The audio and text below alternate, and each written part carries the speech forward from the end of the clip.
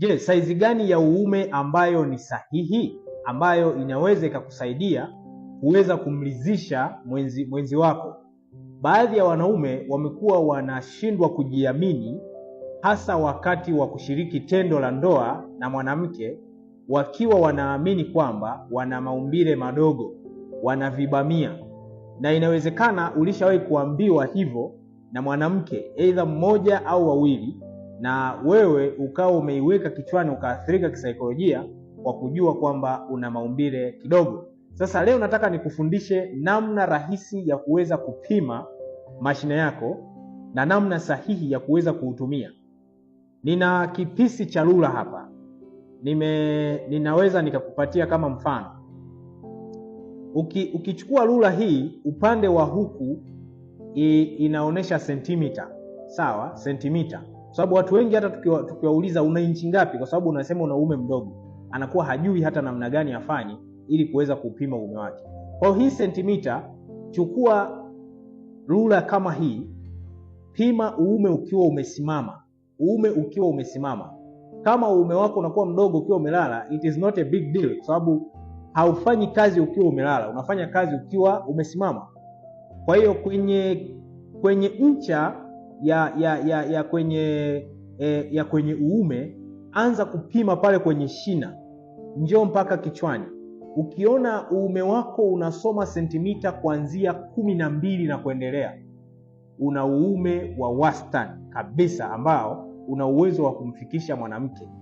Kwa sababu kitaalamu unatakiwa kuwa na inchi 3.8 na kuendelea, uume ukiwa umesimama.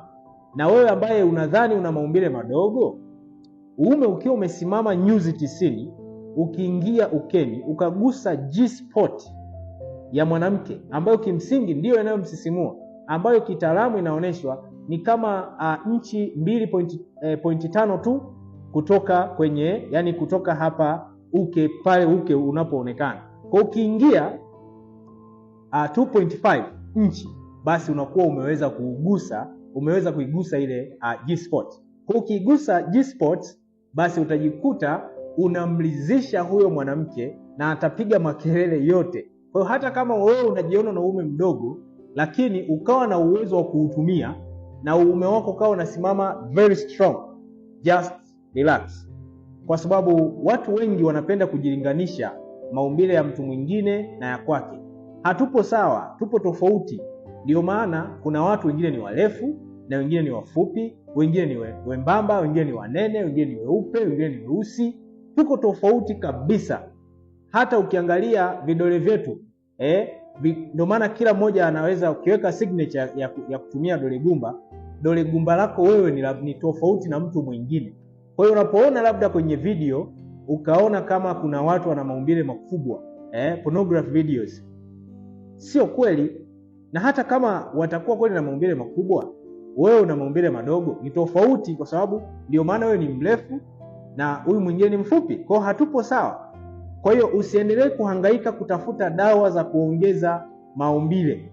Labda zingatia hapo, kama itatokea mashine yako imesinyaa kutokana na punyeto, umefanya masturbation kwa muda mrefu, masturbation imekuathiri, umepata ulemavu wa kijinsia, kwamba mashine yako imekuwa ndogo, imesinyaa, na kwa sababu testosterone hormone zako zimepungua, maumbile yako yameshuka, yamekuwa kama ya mtoto mdogo, hapo tiba tunayo. Lakini kama umezaliwa hivyo, usinisumbue kunitafuta, usijisumbue kutafuta dawa yoyote, kwa sababu hakuna dawa itakayokusaidia. Lakini kama umeathiriwa na masturbation, au kuna vitu fulani vimesababisha mashine yako ikawa ndogo, au kwa sababu ya uzito mkubwa na kadhalika, basi hapo unaweza kutafuta matibabu na ukaweza kupona. Kama utakuwa unahitaji kuweza kupata ushauri wa kina pamoja na matibabu ya dawa, unaweza kuchukua namba yangu kwenye bio, kanipigia simu ili niweze kukushauri kwa kina nini cha kufanya na niweze kupatia matibabu. Kwa muda mrefu sana tukiwasaidia wanaume ambao wana matatizo katika mfumo wa uzazi, ikiwemo hiyo ya kupungua kwa mashine kutokana na madhara ya punyeto, na kuweza kurejesha heshima ya tendo la ndoa. Karibu sana tuweze kusaidia.